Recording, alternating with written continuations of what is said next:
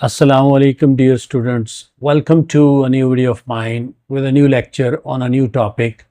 And our today's topic is the character of Heathcliff in the novel Wuthering Heights by Emily Bronte.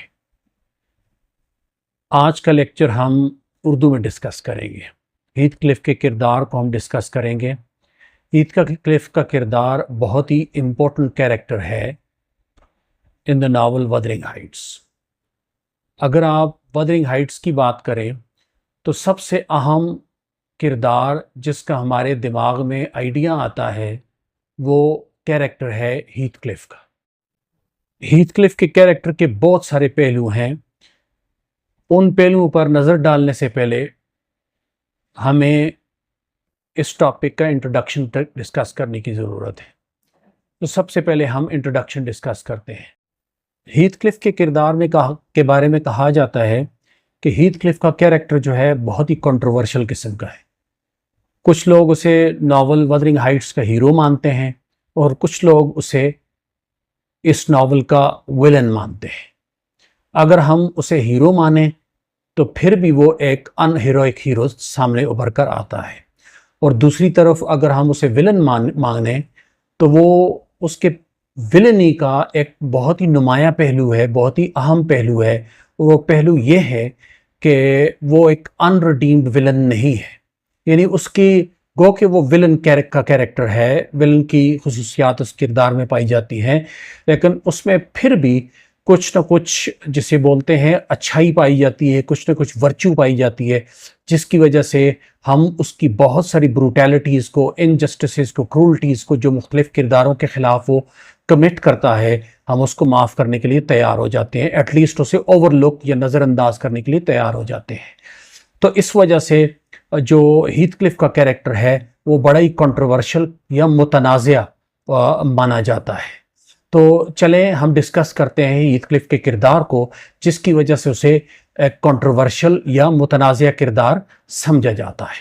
सबसे पहली चीज़ जो Heathcliff के बारे में हमारे जहन में आती है वो ये कि हमारा इनिशियल इम्प्रेशन ऑफ हीथक्लिफ, कि हम जब for the first time novel Wuthering Heights में हीथक्लिफ के किरदार के सामने आते हैं तो हम किस तरह का इम्प्रेशन या तासुर उसके बारे में कायम करते हैं, उसके बारे में ओपिनियन किस तरह का कायम करते हैं।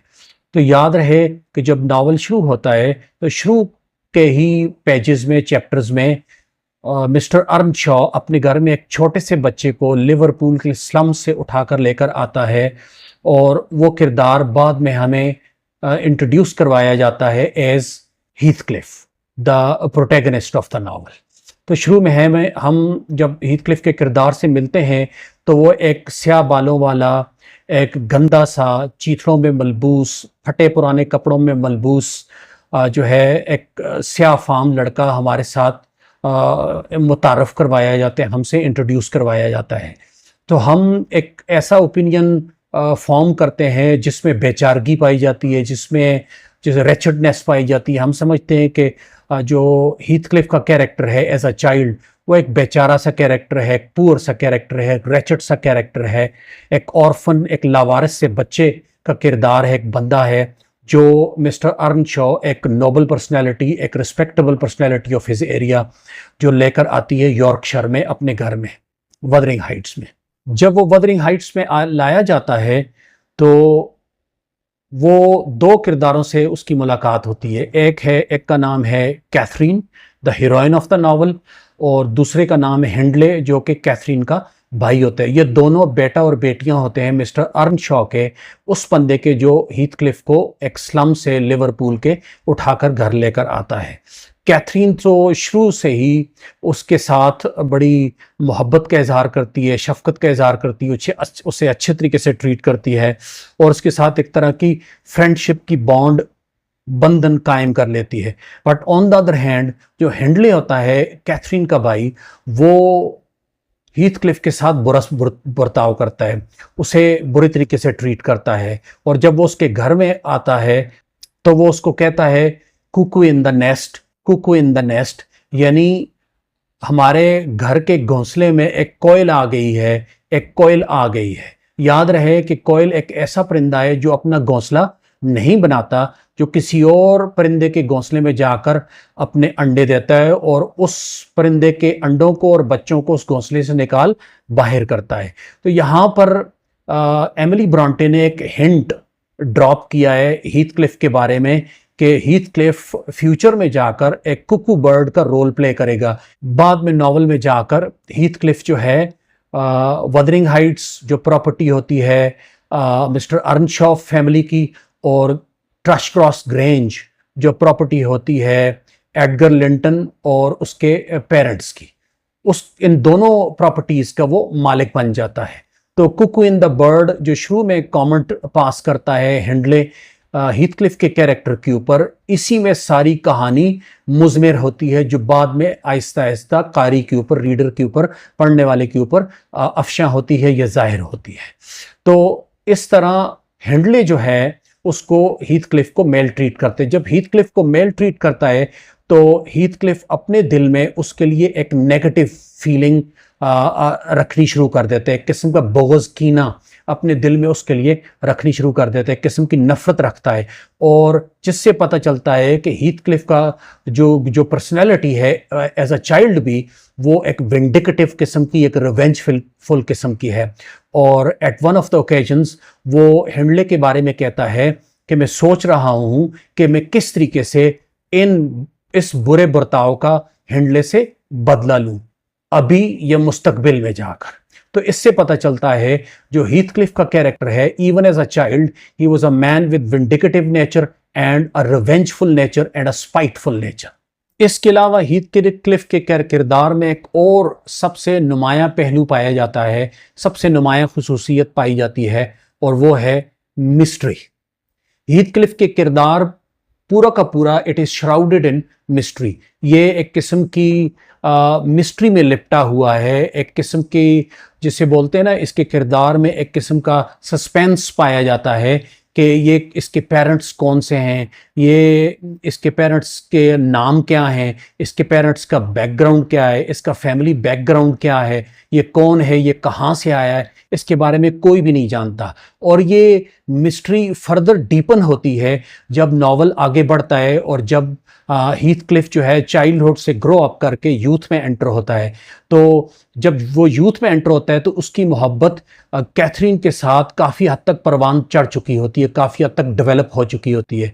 तो एक दफ़ा वो अचानक ओवर हियर कर लेता है, सुन लेता है कैथरीन को नेली के साथ गुफ्तगू करते हुए अपने बारे में, जिसमें कैथरीन जो है नेली को हीथक्लिफ के बारे में बड़े नेगेटिव रिमार्क्स देती है। वो कहती है कि वो इससे शादी कभी नहीं करेगी क्योंकि सोशली वो एक अनएक्सेप्टेबल किस्म का पर्सन है, अनसिविलाइज्ड किस्म का बंदा है, तो लिहाजा वो इसके साथ शादी नहीं करेगी। तो हीथक्लिफ ये सारी गुफ्तगू एक दफ़ा सुन लेता है। सुनने के बाद हीथक्लिफ गुस्से में वहाँ से डिसअपीयर हो जाते हैं, वहाँ से गायब हो जाता है अचानक से, और बग़ैर बताए ये डिसअपीयर होता है कि कहाँ जा रहा है और किधर जा रहा है और कितने अरसे बाद ये वापस आएगा। फिर अचानक 3 साल गुजरने के बाद हीथक्लिफ वापस वदरिंग हाइट्स में आता है, लेकिन as a very dignified person, as a very mature person and at the same time as a very rich kind of a person. एक बड़े ही रिच और अमीर बनकर वो वदरिंग हाइट्स में अपना रिटर्न करता है, और फिर उसके बाद जो है वो अपना इंतकाम लेना शुरू करता है। तो याद रहे कि हीथक्लिफ जब वो 3 सालों के लिए डिसअपीयर होता है तो ना सिर्फ उसका इकोनॉमिक स्टेटस चेंज होता है, बल्कि उसका माइंड एंड हार्ट, उसकी एक्सटर्नल अपीयरेंस, उसका ओवरऑल डिमीनर, उसका बिहेवियर भी काफ़ी हद तक, अपीयरेंस भी उसकी काफ़ी हद तक चेंज हो जाती है। वो पहले जैसा रफ और अनसिविलाइज्ड और अनडिग्निफाइड किस्म का नहीं लगता, बल्कि बड़ा ही उसके किरदार में एक किस्म की डिग्निटी आ जाती है, एक ग्रेस सी आ जाती है, और उसका पोस्चर जो है एक बड़ा इरेक्ट किस्म का होता है, और जिससे ऐसा तासुर मिलता है कि वो आर्मी में काम कर रहा था या आर्मी में एक सोल्जर की हैसियत से वहाँ पर भर्ती हुआ रहा है काफ़ी अरसे के लिए, जिसकी वजह से उसका बॉडी स्ट्रक्चर इस तरीके से हो गया है। यानी उसकी दूसरे अल्फाज में शख्सियत ओवरऑल काफ़ी हद तक पॉलिश हो चुकी होती है, ना सिर्फ personality but also economic status of Heathcliff has also upgraded. वो भी अपग्रेड हो चुका होता है। तो जब वो रिटर्न करता है तो वो बहुत ही इम्प्रेसिव किस्म का, जिसे बोलते हैं ना, एक तासुर लेकर आता है, अपने साथ एक ऑरा लेकर आता है वदरिंग हाइट्स में। तो हीथक्लिफ के गायब होने की एक बड़ी वजह, बज़ाहिर बड़ी वजह, कैथरीन की जो गुफ्तगू थी, जो वो नेली के साथ हीथक्लिफ के बारे में कर रही होती है, वो होती है। लेकिन दूसरी रीज़न ये भी होती है कि वो अपना सोशल स्टेटस भी इम्प्रूव करना चाहता है, इकोनॉमिक सोशल स्टेटस भी, और अपनी अपीयरेंस, अपनी मैनर भी इम्प्रूव करना चाहता है, जिसमें वो काफ़ी हद तक सक्सेसफुल हो चुका होता है। जब वो वदरिंग हाइट्स में वापस आता है तो ये दोनों एंड्स उसके कंप्लीट हो चुके होते हैं, दोनों पर्पसेस उसके अचीव हो चुके होते हैं। उसके बाद वो अपनी रिवेंजफुलनेस का मुजाहरा करता है, इंतकाम लेना शुरू करता है उन तमाम लोगों से जो उसके साथ बुरा बर्ताव करते थे एज अ चाइल्ड, और जिन्होंने उसके साथ बुरा बर्ताव किया as far as his love for Catherine is concerned.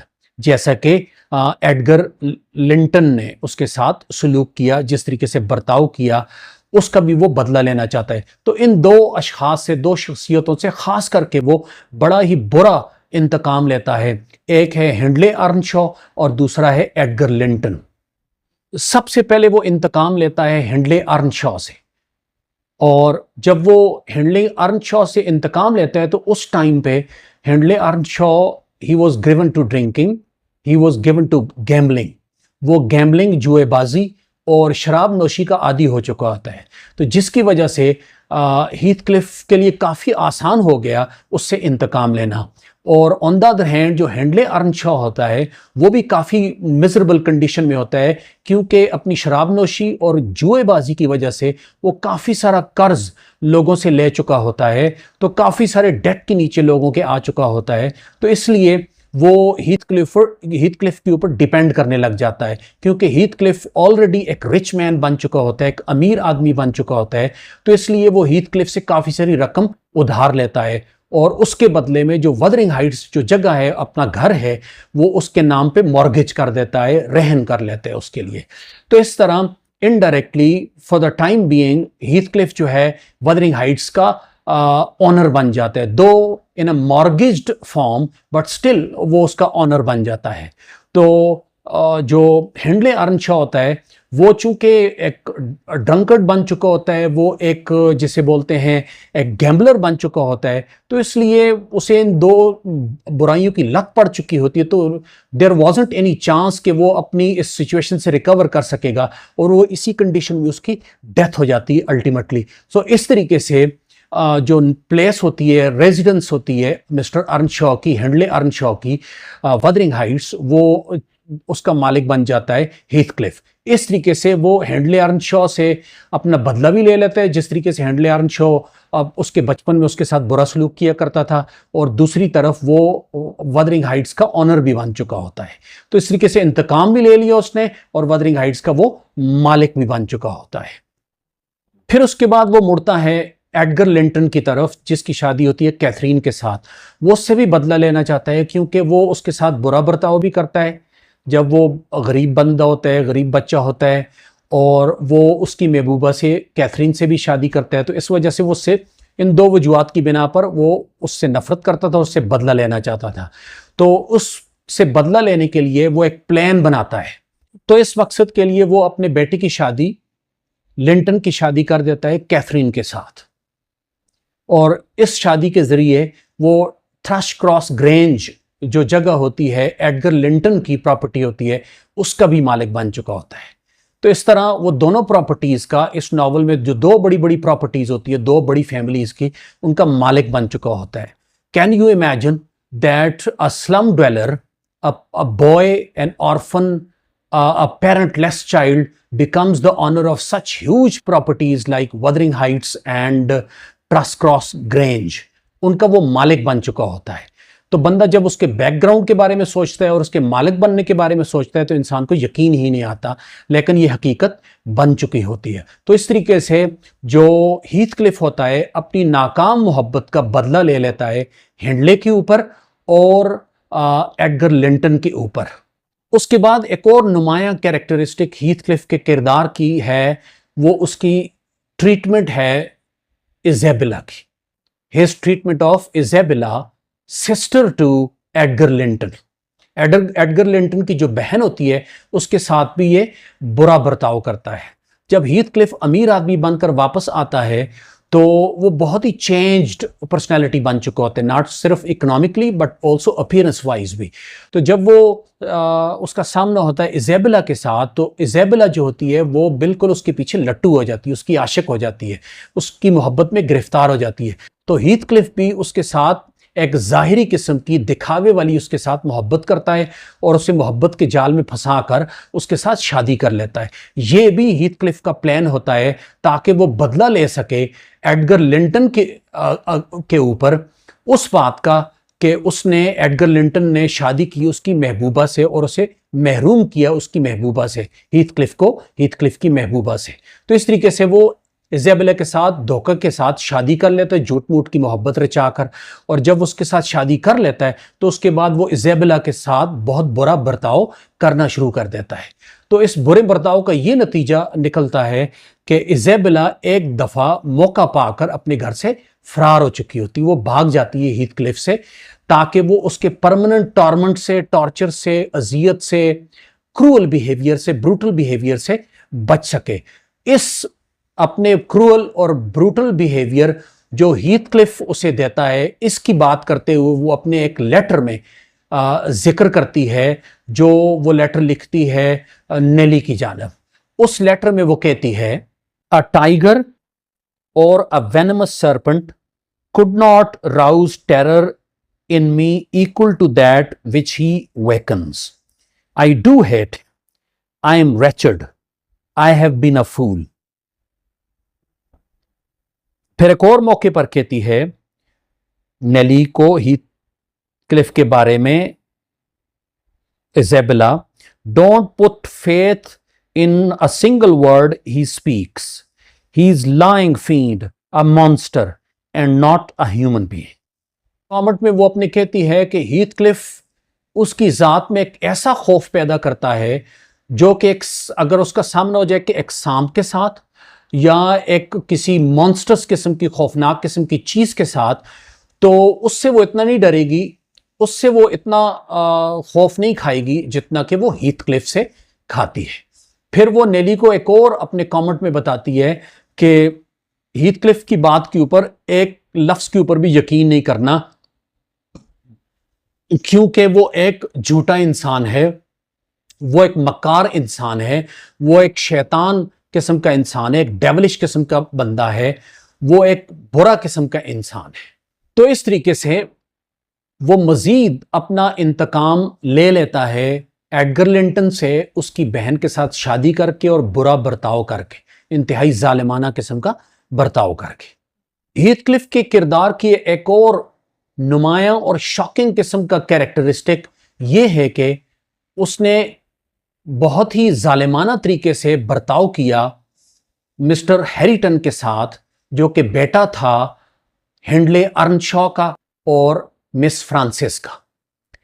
हेंडले अर्नशॉ से ऑलरेडी हीथक्लिफ नफरत करता था, क्योंकि हेंडले अर्नशॉ ने जब वो बच्चा था हीथक्लिफ उसके साथ बहुत बुरा बर्ताव किया था, बहुत ही बुरा सलूक किया था।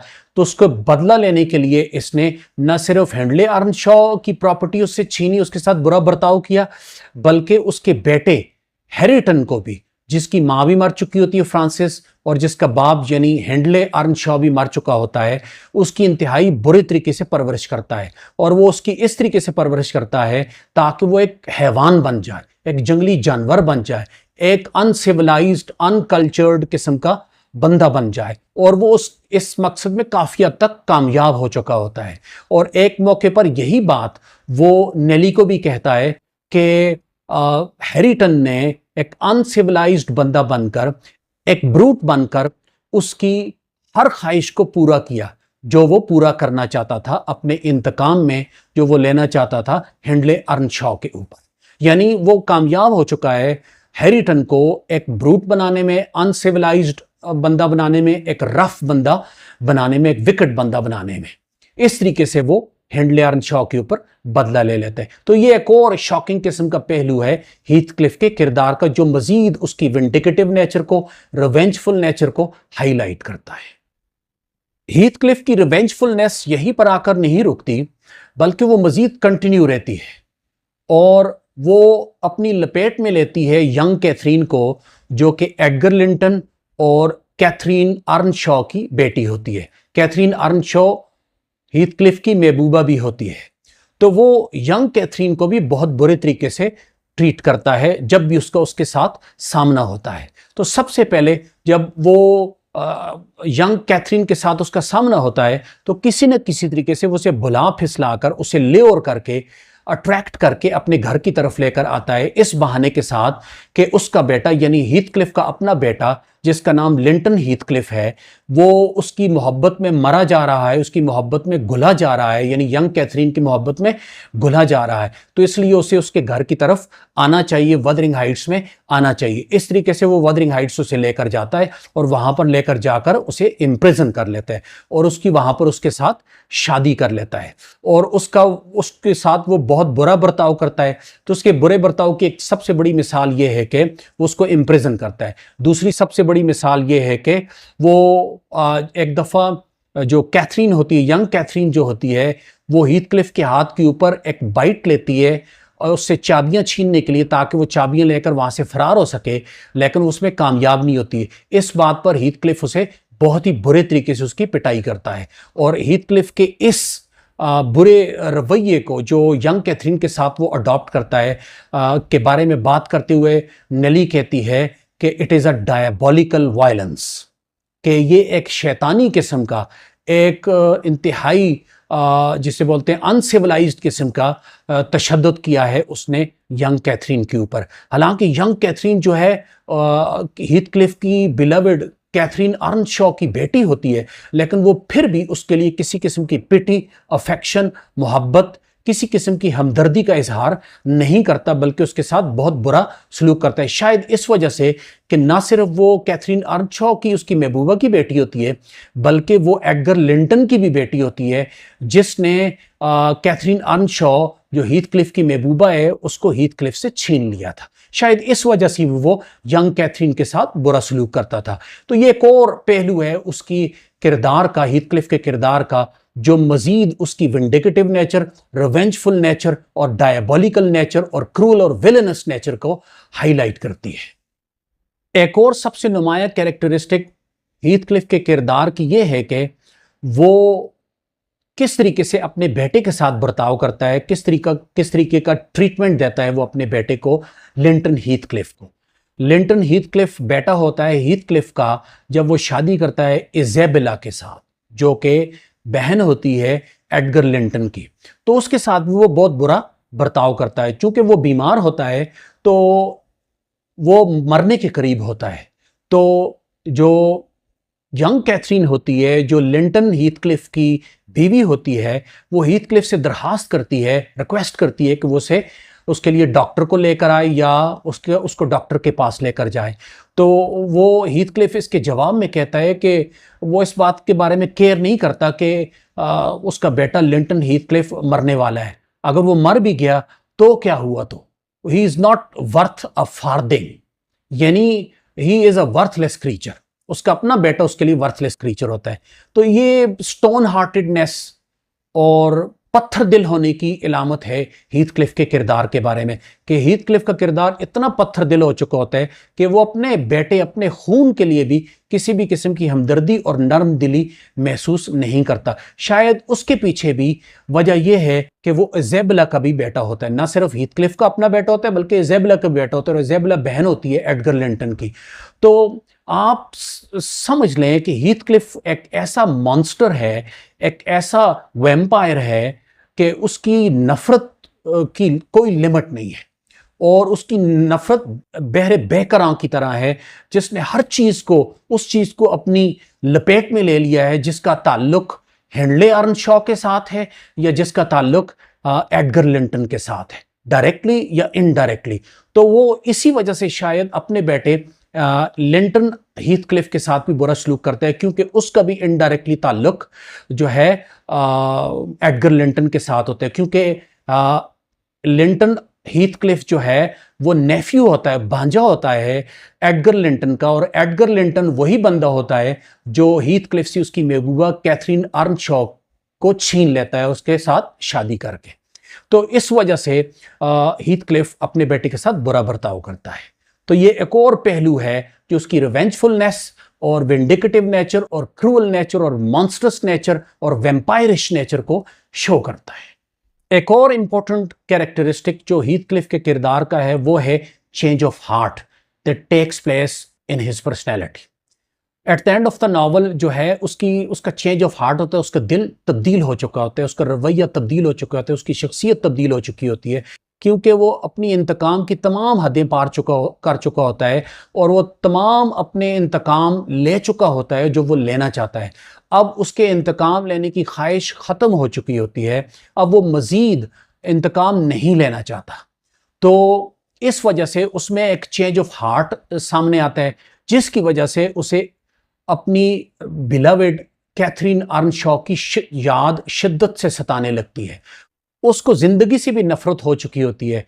इसी बात को मद्देनजर रखते हुए वो नेली को एक इंस्ट्रक्शन देता है कि जब वो उसकी डेथ हो जाए तो उसकी कब्र कैथरीन की कब्र के साथ खुदवाई जाए, ताकि वहां पर उसे दफन किया जाए, ताकि वो अपनी बिलवेड के कैथरीन अर्नशॉ के पहलू में लेट सके। और वो ये भी इंस्ट्रक्शन देता है नेली को कि उसके मरने के बाद किसी भी किस्म की रिलीजियस रिचुअल्स, किसी भी किस्म के प्रीस्ट को ना बुलाया जाए उसकी बेरियल की रिचुअल्स को निभाने के लिए, और उसे एक सिंपल अंदाज में बेरियल दिया जाए, दफनाया जाए कैथरीन अर्नशॉ के पहलू। सबसे खूबसूरत क्वालिटी हीथक्लिफ के किरदार के बारे में यह है कि वो कैथरीन अर्नशॉ से मोहब्बत करता है। His undying love for Catherine Earnshaw.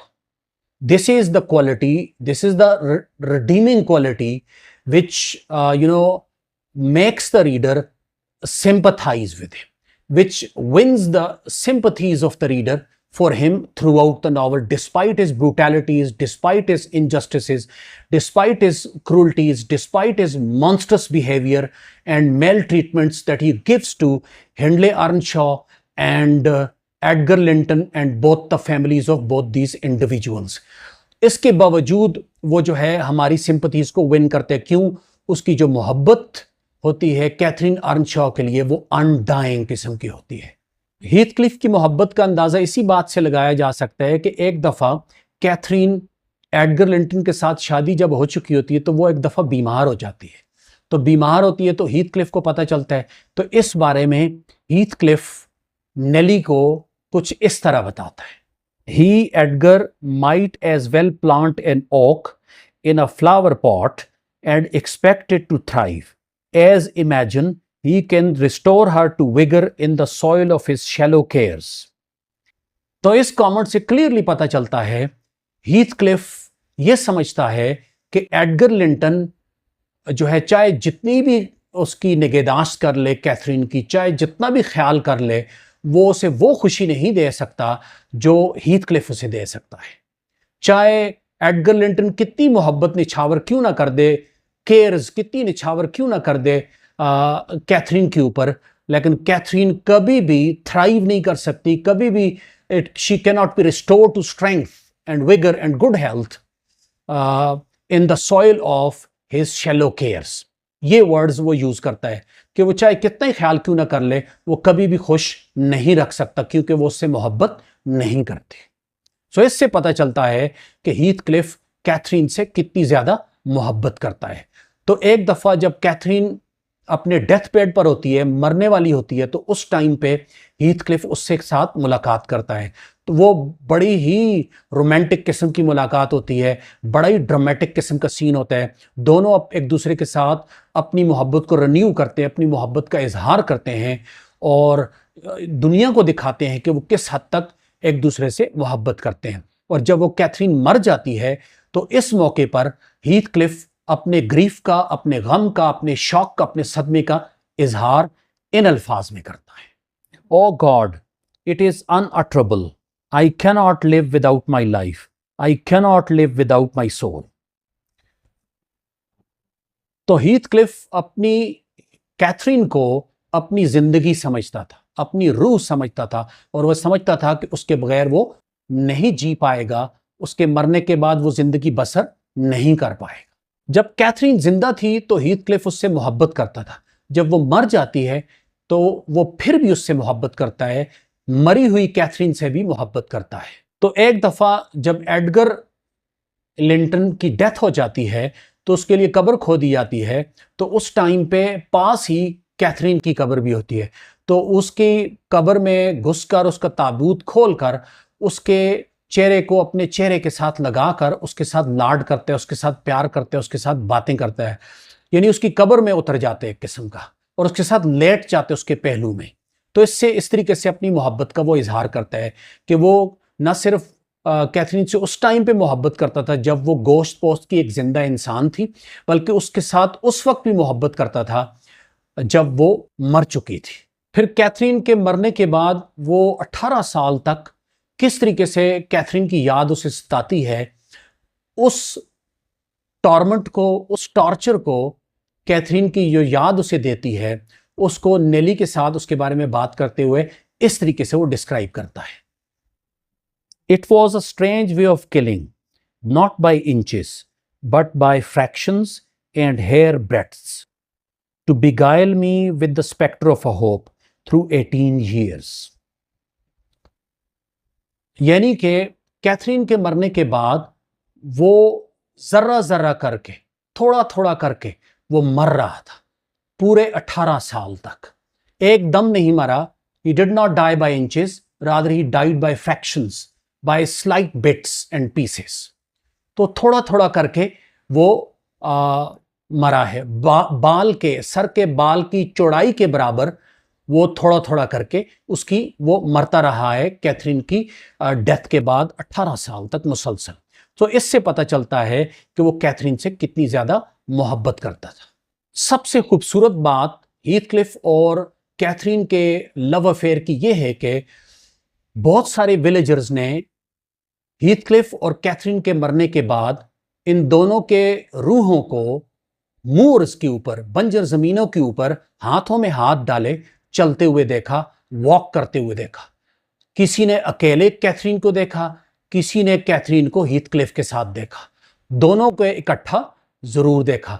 तो यानी कि जिंदगी में, तो इस जिंदगी में जिसमें बॉडी की जरूरत होती है, जिस्म की जरूरत होती है, बोन्स की, फ्लैश की जरूरत होती है जिंदा रहने के लिए, उसमें तो वो कैथरीन के साथ इकट्ठा नहीं हो सका, यूनाइटेड नहीं हो सका, लेकिन मरने के बाद उसकी रूह जाकर उससे मिल जाती है। और ये उसका सबसे बड़ा सबूत होता है जब उसे विलेजर्स देखते हैं उन दोनों को एक दूसरे के साथ हाथों में हाथ डाले मूर्स के ऊपर वॉक करते हुए, भागते हुए, बिल्कुल उसी तरीके से जिस तरीके से वो बचपन में भागा करते थे। तो ये था हीथक्लिफ का किरदार। I hope you have understood each and everything in today's lecture. Thank you very much. Allah Hafiz.